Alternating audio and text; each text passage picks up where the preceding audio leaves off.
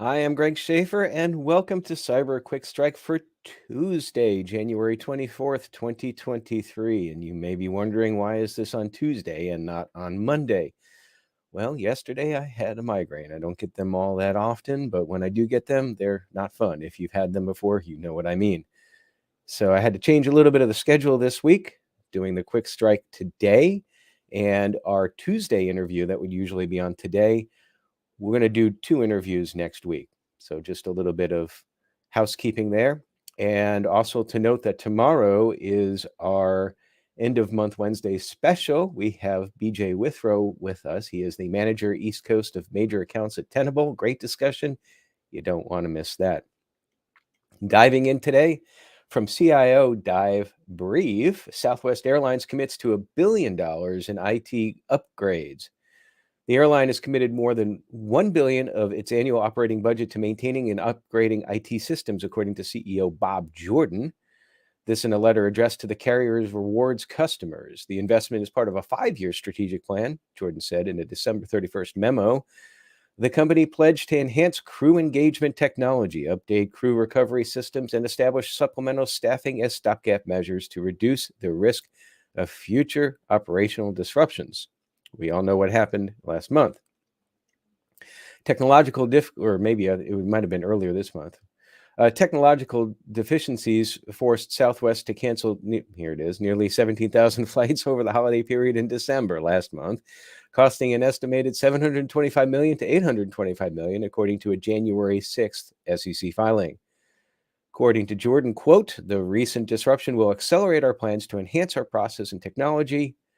And this was in response to the fact that Southwest didn't heed calls to upgrade tech before the meltdown. This, according to the unions, and this from an article in Yahoo News last month that's also in the podcast show notes.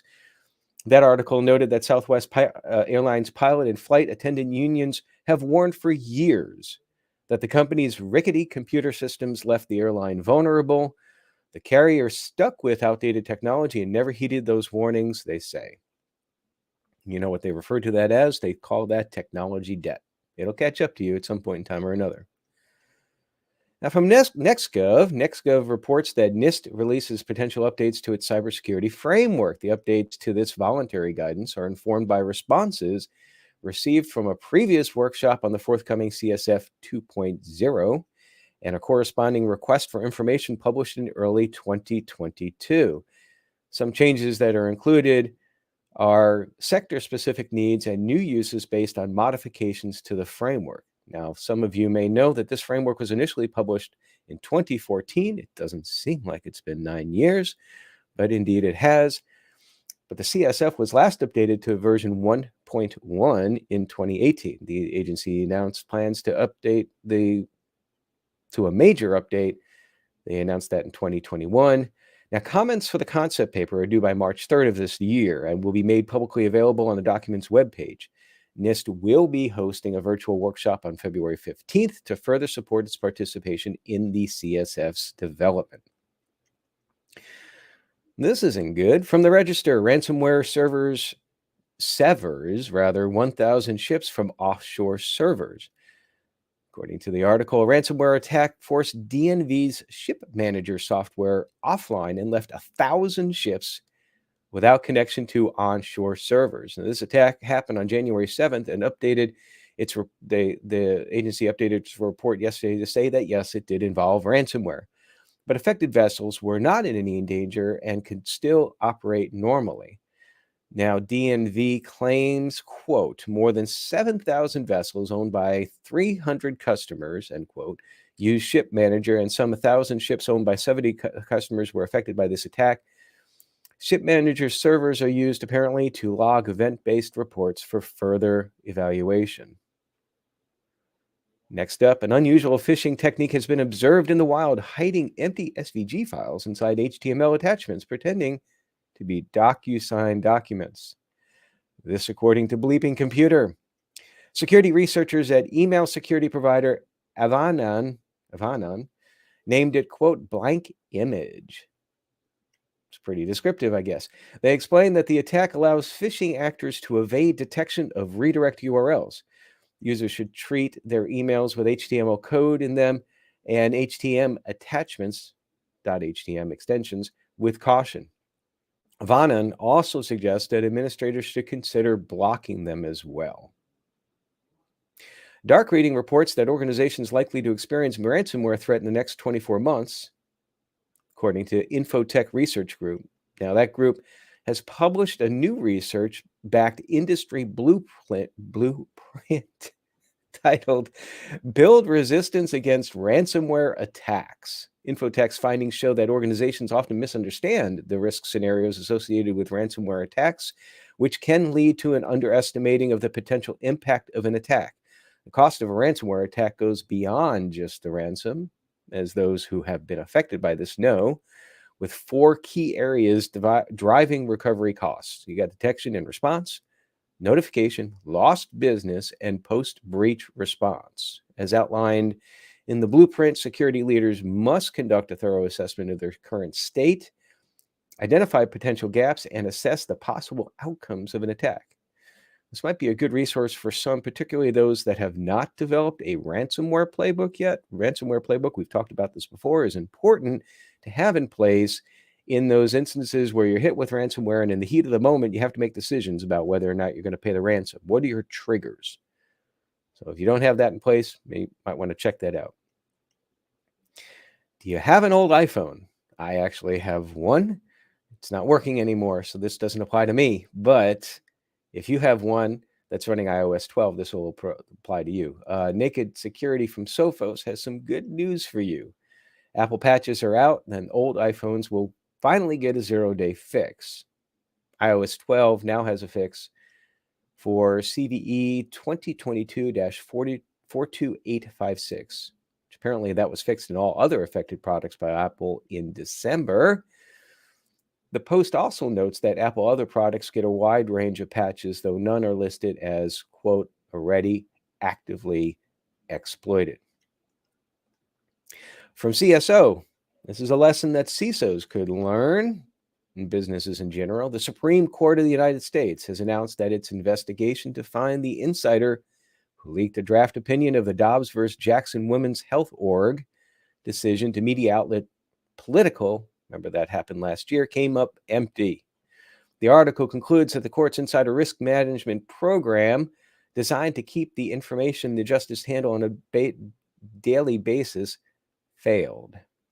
They list some basic protocols that were not in place, including restricting the distribution of hard copy versions of sensitive documents, restrict email distribution for sensitive documents, use information rights management tools to better control how sensitive documents are used, edited, and shared, and finally, limit the access to sensitive information on outside mobile devices. Now, the entire investigation is detailed in a 23-page report that was released last week on January 19th.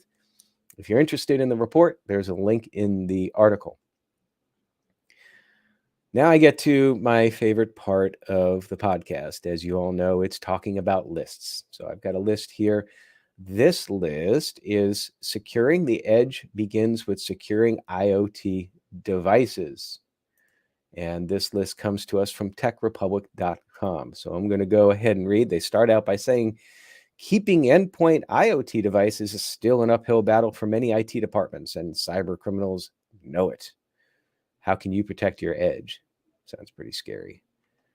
The top 6 IoT device security problems and their solutions. Number 1, IoT device makers do not prioritize security. IoT is vulnerable to security attacks because many IoT devices manufacturers fail to install adequate security on their devices. Many of these devices have been developed by startup companies that are focused on getting their offerings quickly to market, even if security and governance are skipped. And this is why it's important to understand and to evaluate your IoT devices before you put them out there.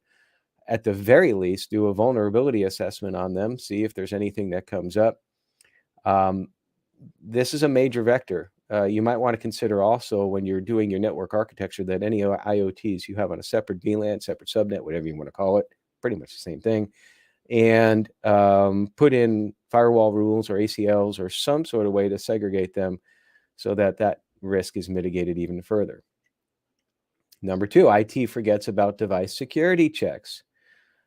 So IT faces constant pressure to get projects up and running quickly. That's a given.